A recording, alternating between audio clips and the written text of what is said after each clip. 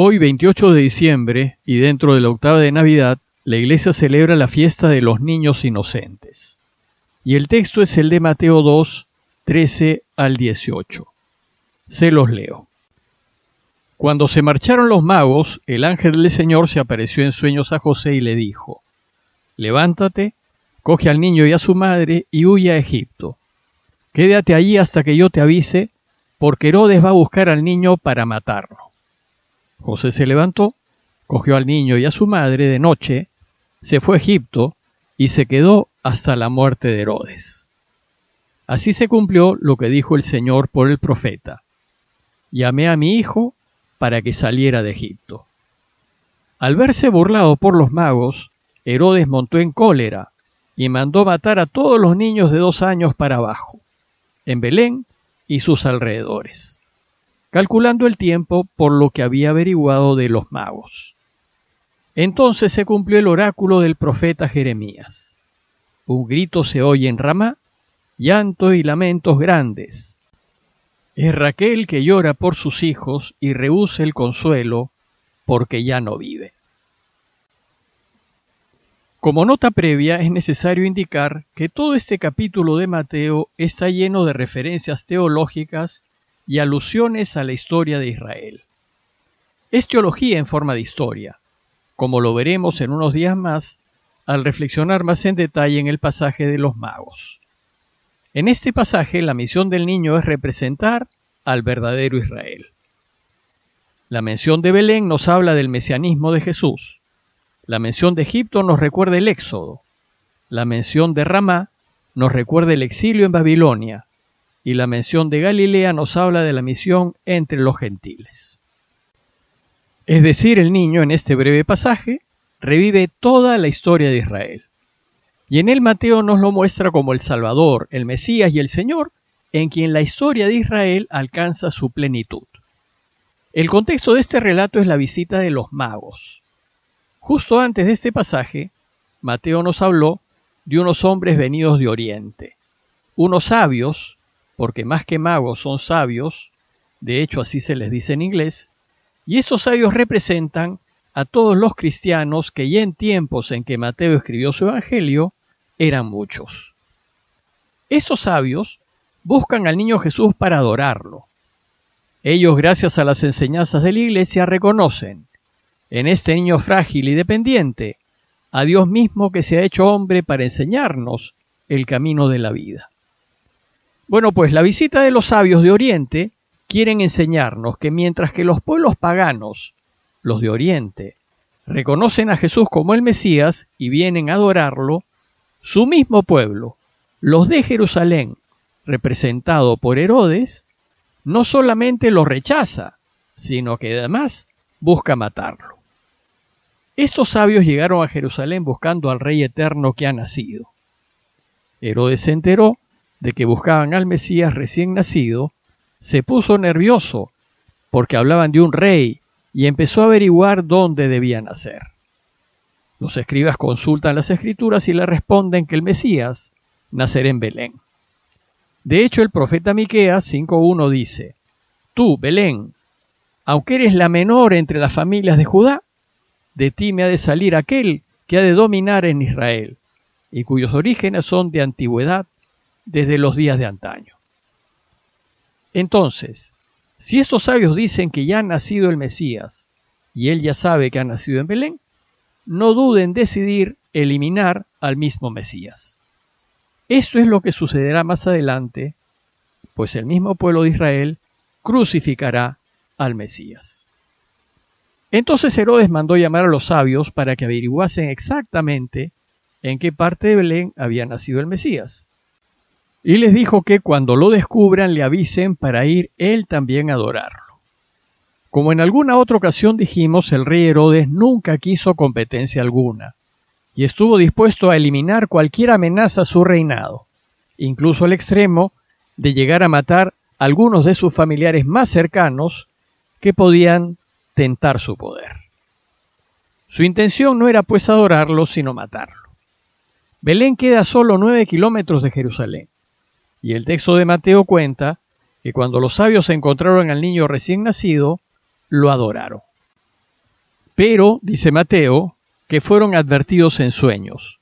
Por medio de la oración Dios les hizo ver que no debían volver a Jerusalén a contarle a Herodes dónde estaba el niño. Y entonces ellos, haciéndole caso a Dios, regresaron a su tierra por otro camino. Pues el texto de hoy empieza diciéndonos que cuando se marcharon los magos, el ángel del Señor se apareció en sueños a José.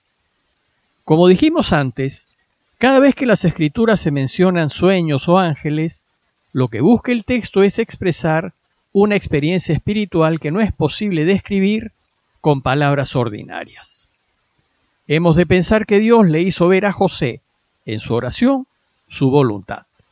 Y lo que le pide, dice el texto, es: levántate, coge al niño y a su madre y huye a Egipto. Quédate allí hasta que yo te avise, porque Herodes va a buscar al niño para matarlo. Como la intención de Herodes era matar al niño, la familia decide huir a Egipto. Esto nos recuerda a la historia de Moisés, en Éxodo 2:15, que tiene que huir a Madián porque el faraón quería matarlo por defender a su pueblo. El que Jesús vaya a Egipto nos hace recordar la historia de José, uno de los 12 hijos de Jacob, que por celos fue vendido como esclavo por sus hermanos a unos mercaderes que terminaron llevándolo a Egipto. Años después, resultó que José llegó a ser un hombre de confianza del faraón, y cuando hubo una sequía muy fuerte en Israel, a fin de sobrevivir, los hermanos de José viajaron a Egipto a comprar trigo, y se encontraron con que el responsable del trigo era José. Pero José, en vez de vengarse de ellos por lo que le hicieron, los ayudó dándoles el trigo, y pudo así reencontrarse con su padre. La venta de José como esclavo sirvió en definitiva para salvar a su pueblo. Y es así como las Escrituras explican, en Génesis 46:1-7, cómo así el pueblo de Israel terminó viviendo en Egipto. Así también ahora Jesús y su familia huirán a Egipto en un viaje no deseado, preanunciando de esta manera que así como José, Jesús será el Salvador de su pueblo. Si uno es una persona de Dios, las cosas que le suceden, aunque en un principio puedan parecer negativas, siempre desembocarán en algo positivo, pues Dios cuidará sus pasos. Como dice el dicho, no hay mal que por bien no venga.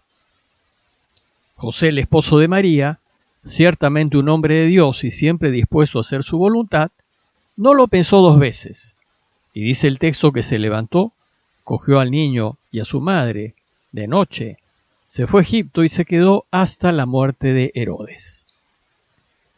Luego Mateo nos hace otro alcance teológico diciendo que así se cumplió lo que dijo el Señor por el profeta: llamé a mi hijo para que saliera de Egipto.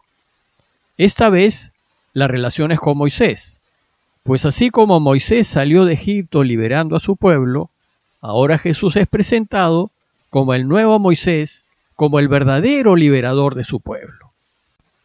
Dice el texto que al verse burlado por los magos, Herodes montó en cólera y mandó a matar a todos los niños de 2 años para abajo en Belén y sus alrededores, calculando el tiempo por lo que había averiguado de los magos. La crueldad de Herodes se hace evidente en la matanza de los niños inocentes. Esta medida tan drástica, solo para eliminar a un Mesías potencial, cuadra con el sanguinario carácter de Herodes. También nos recuerda la decisión del faraón, en Génesis 1:15-16, de matar a todos los niños que naciesen, a fin de que el pueblo de Israel no creciese y se hiciese más fuerte que el pueblo egipcio. El resultado fue que todos los que murieron fueron víctimas inocentes, y en ese caso niños indefensos. Esto es precisamente lo que hacen las ansias de poder. Muchos inocentes mueren por ello. Y esto es lo que sucede en la historia. Por causa de Jesús, muchos inocentes mueren. El texto de hoy concluye con una cita de Jeremías 31:15. Entonces, dice el texto, se cumplió el oráculo del profeta Jeremías. Un grito se oye en Ramá, llanto y lamentos grandes. Es Raquel que llora por sus hijos y rehúsa el consuelo, porque ya no viven. Bueno, pues esta cita expresa la amargura del pueblo a causa del exilio en Babilonia en el siglo VI a.C. Raquel fue la esposa preferida de Jacob y fue la madre de José, aquel que terminó vendido por sus hermanos en Egipto. Algunos, como 1 Samuel 10:2, sitúan la tumba de Raquel en Ramá, pero otros la sitúan cerca de Belén. Ramá era una ciudad a unos 8 kilómetros al norte de Jerusalén, en donde Babilonia reunió a todos aquellos que iban a ser deportados a Babilonia, y ello fue causa de un enorme dolor para el pueblo de Israel. Bueno, pues acá Mateo cita a Raquel y Ramá para ubicarnos en el dolor del exilio y adelantarnos que de todos estos dolores y sufrimientos nos liberará Jesús, el verdadero Mesías, el liberador. Y él reunirá a su pueblo como un pastor reúne a su rebaño. Como ven, el texto de hoy hace muchas alusiones teológicas porque el público a quien escribe Mateo era judío. Quien no está familiarizado con la historia de Israel ni con las esperanzas en el Mesías, le cuesta un poco entender su sentido. En cambio, los judíos sí entenderán. Para ellos sí quedará claro que el Mesías esperado es Jesús. Pero como el pueblo de Israel rechazó a Jesús, la iglesia se convertirá en el nuevo pueblo de Dios y en ella Jesús, el Mesías, sí reinará. Pidámosle a Dios para que seamos capaces de ver siempre luz en medio de la oscuridad y para que podamos mantener la esperanza de su intervención en medio de la corrupción y la violencia que nos rodea. Parroquia de Fátima, Miraflores, Lima.